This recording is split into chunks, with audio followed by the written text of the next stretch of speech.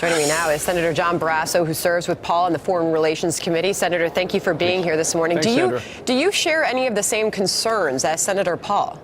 None at all. I'll tell you first with regard to Mike Pompeo.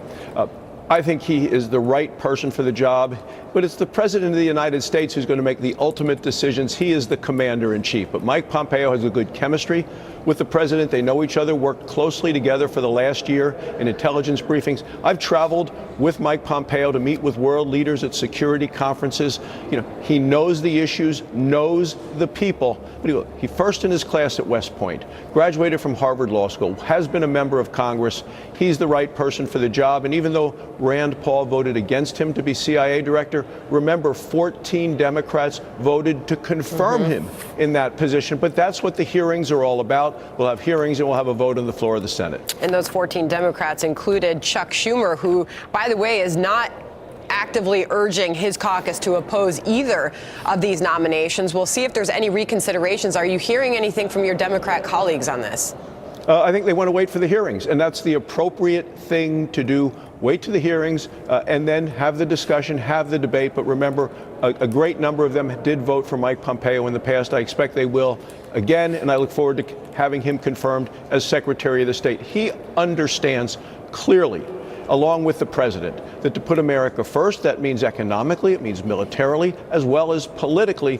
But if we want safety and security home, we need a world that is peaceful and stable. I think Mike Pompeo is the right person for the job. Republicans have an 11-10 advantage on the Senate Foreign Relations Committee, Senator, as you know, making Paul a key vote. So does his opposition complicate things?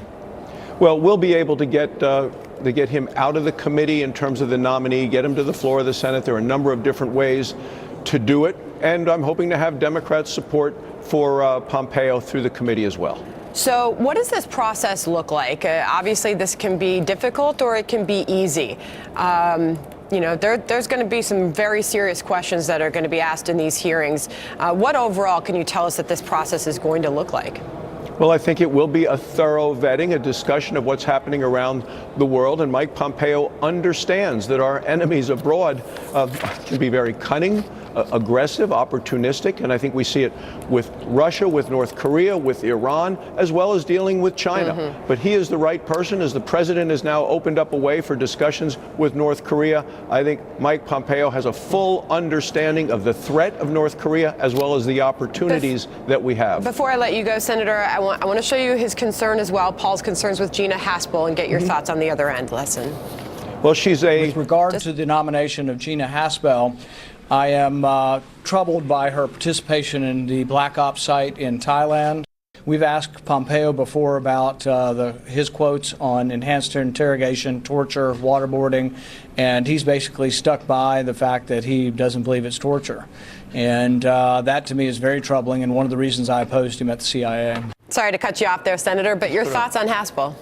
Well, she would be the first woman director of the Central Intelligence Agency. I think that's a good thing. But she joined the agency in 1985 when Ronald Reagan was president of the United States. She's had a long and distinguished career working with presidents and administrations on both sides of the aisle.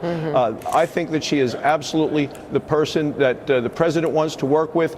I'm committed to working with her as well. She has good bipartisan friendships within the Senate and within the agency. We'll have the hearings, so there'll be a better opportunity, and that goes to the Intelligence Committee, not the Foreign Relations Committee. So Senator Paul is not part of that. Dianne Feinstein is the Democrat from California, and I know she has a great working relationship with the nominee. Have you had a chance to talk to Senator Paul about this?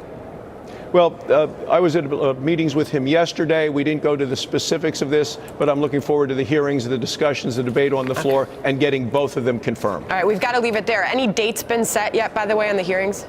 Well, we're going to have a hearing on the Foreign Relations Committee on Mike Pompeo in April. Okay, got it. Thank you very much, Senator Barrasso, for being here. Thanks, Sandra.